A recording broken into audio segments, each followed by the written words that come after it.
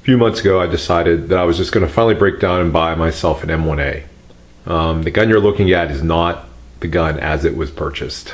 It's gone through quite an evolution in just a few months, and I promised myself that when I got it, I got the M1A Standard, okay, the $1,400 model, and I promised myself I would just keep it as is, maybe get like, you know, the military butt plate and the military sling and just leave it and just shoot it, you know, for fun.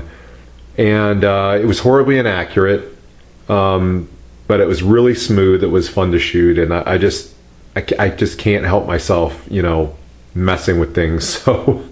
So I decided to start doing some things to it to try to accurize it. And in my journey over the last few months, I've come out on the other end, only adding, you know, additional about $400 to the cost of the gun with a sub MOA rifle, if you can believe that, a standard M1A. And here's what's interesting about that: the M1A from Springfield, well, for the M14/M1A, they can get up to $4,000, even $5,000. The Springfield has the loaded, which is about $1,600. The match, the super match, the M21, which is I think like something like $4,000 or close to it, something just crazy. And they have really good parts. I mean, they have Krieger barrels. You know, they're bedded, the unitized gas systems. I mean, they're just really, you know, they do a lot to them.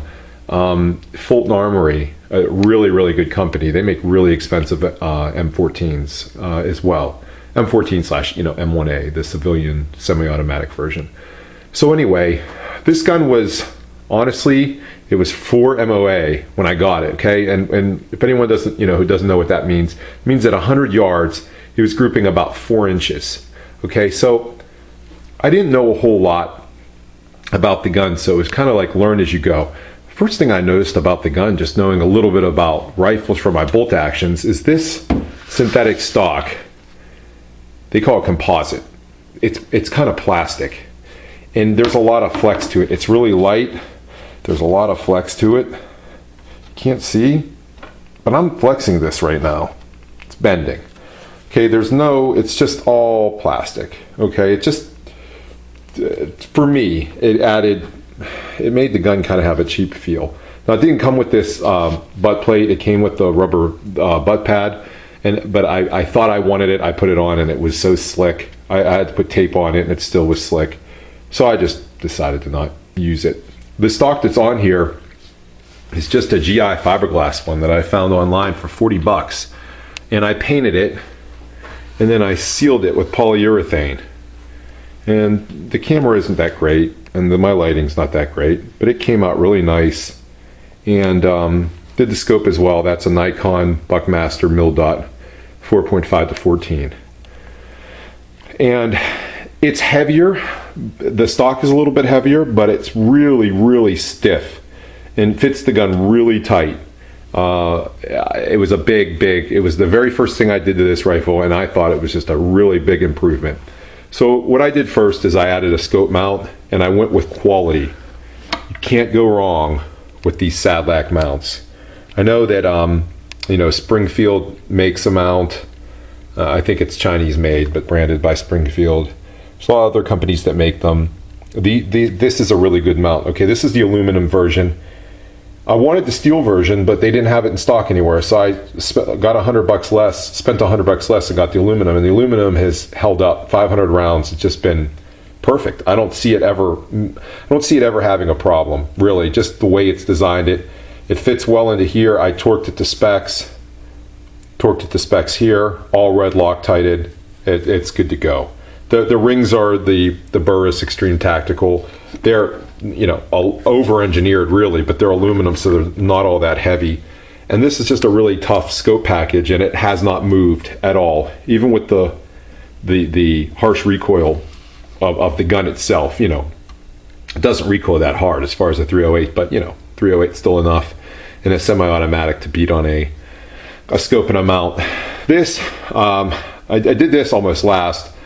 You know, the scope sits kind of high on this platform, and you know, I had a cheek riser that I kind of taped on, and it just didn't, I don't know, a gun that's like, 1,500 plus with all the extra stuff. I just thought, invest the extra $40 and get a nice cheap piece. So I got this from Fulton Armory, and it's really nice. So with that, I started experimenting with some ammo, and I got the gun down to like 2.5 MOA. Then what I did is I bought a couple extra parts that go inside the rifle, and I'm not going to take the rifle apart to show you these parts, but what I did is I bought a Sadlac gas piston, a Sadlac op rod, that's the rod that the big operating spring goes on top of, some tub springs, and the operating spring and the trigger spring.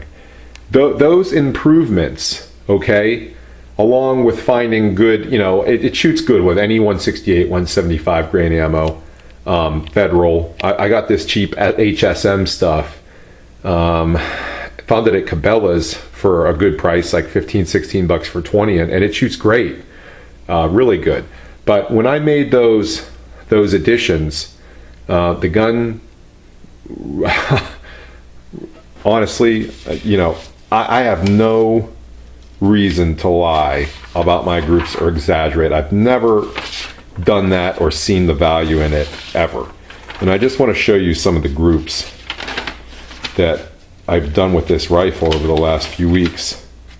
It's nothing short of amazing. I mean, look at the bottom group there. That first one was my first group of the day. This is 100 yards with that HSM 168 grain. That's a sub MOA group. Here we go again. HSM, sub MOA. HSM, sub MOA, 100 yards. Here's a 5-shot group with the 175, and I was kind of rapid firing that, meaning, I'd shoot, pause. I got the one down at the bottom that kind of spread the group out, but look at those 4. It's amazing. That's what you would see it, yeah, are there bolt guns that shoot better? Well, yeah, absolutely. Thick barreled short bolt guns, but you cannot compare this to a bolt gun. Those are two different beasts. This holds 20 rounds of rock and roll, 308 semi-automatic gas gun designed in the 50s off of a World War II era design. That's unbelievable. Unbelievable to me. A thin barrel, just some cheap Springfield carbon steel barrel, not chrome lined. What are you going to get if you buy one of these and you spend $4K or $3K? How much better are you going to get? I mean, really, you got to ask yourself that.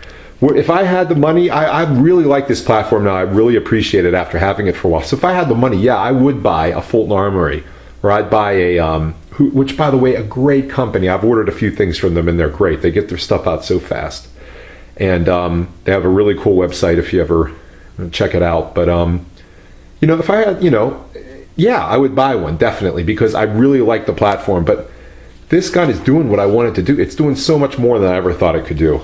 This is probably my best group. That's 200 yards with the HSM. That's 1.5 inches at 200 yards. That's sub MOA at 200 yards. And a semi-automatic, and I call this a DM rifle, designated moron for me, because that's all I'm really doing is shooting it at the range. I'm not really, this isn't, going into any serious use. It's just for my fun. And believe me, this is by far my favorite rifle. I sold my SIG 5.56, which I did a review on a while ago for this gun, and I couldn't be happier. I mean, I put some money into it, but it's just, people see this gun at the range, they're just in awe of it. And especially, that it's accurate. This is a Harris bipod swivel. Okay, that's when you lay prone and you use the bipod, and you just feel that in your, that smooth recoil pulse in your shoulder, and it's just, firing out those heavy 168, 175 grain 308 slugs with such authority and such accuracy. It's just, man, it just feels so good, and don't get me wrong, ARs are great, okay? I own them, I enjoy them, But you know, I own and enjoy this too. No gas in the face like an AR. The bolt just doesn't get dirty. It's weird. This gun just doesn't get dirty. I mean, and I know I'm not putting mag after mag after it, round after round, but I mean, this bolt face, wish I could illustrate somehow just how smooth this gun is. You know, on tape. I'm sorry, on camera. On tape, it's not the 80s. But, you know, the bolt just doesn't get dirty. I mean, what can I say? It's not that heavy either.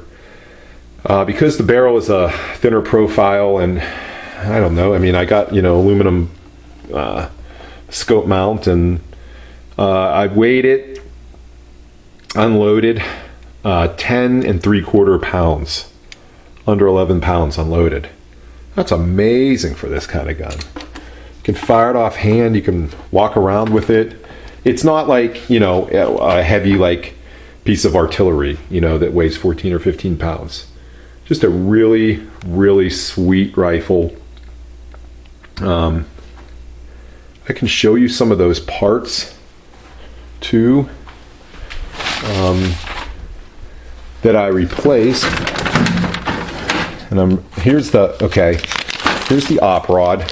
Here's the op rod spring and trigger spring. These are the stock ones. You know, the spring's folded up, and there's the trigger springs in there as well. Okay, now it took me like 10-15 minutes. This is the gas cylinder. This isn't the one that was swapped. This is another Sadlac one. This is their tin, T-I-N coated one, and I got the polished and the tin. They say, you know, try different gas pistons in your rifle and see which one works better. I don't understand how the gas piston has an effect on accuracy, but it does. And for whatever reason, the polished one works a little better than that tin, so I have that one in there now. But yeah, I mean, everything, you know, expensive gun. These mags, I stick with the Springfield mags. I just don't have that many. A lot of guys buy, you know, experiment with the Chinese-made ones or the other ones. I get the Springfield because I've heard nothing but good things about them, that they work, and they most certainly do. For me, they work, and I've never had a failure with this gun. The only failures that I have encountered was when I first put this scope mount on and had the new operating spring. A few rounds were getting caught in between, like the shell casings were getting caught in between the scope mount and the rifle right in there. And it happened 2 or 3 times. And that was it. And then the spring kind of broke in, and it never happened again. And there's been no failures with this rifle. It's just amazing. It's just, sometimes you get what, you know, you don't always get what you pay for. Is the M1A Standard worth $1,400? I want to say no. It's, you know, probably not even worth $700 or $800. But hey, where else are you going to go? It's the only game in town for something, you know, for that rifle priced, you know, at that point. So yeah, I mean, yeah, it's expensive. You're going to pay a lot, but you're going to be, if you're lucky enough to get one where you can get it shooting as good as I got this one shooting, you're going to be really proud. It's going to be something you're going to be really proud of because you put a little bit of work into it. And now you have a rifle that, I mean, it's awesome. It doesn't weigh that much. It's a semi-automatic beast, gas piston operated beast that's able to just eat mags of 20 rounds of 308. So, you know, you can't even compare it to a bolt gun in that respect. And it's practically as accurate as a bolt gun. You're gonna have to, you know, it's gonna be a really expensive bolt gun shooting really good stuff that's gonna beat that. So anyway, just wanted to share this rifle with you, and you know, I like it a lot.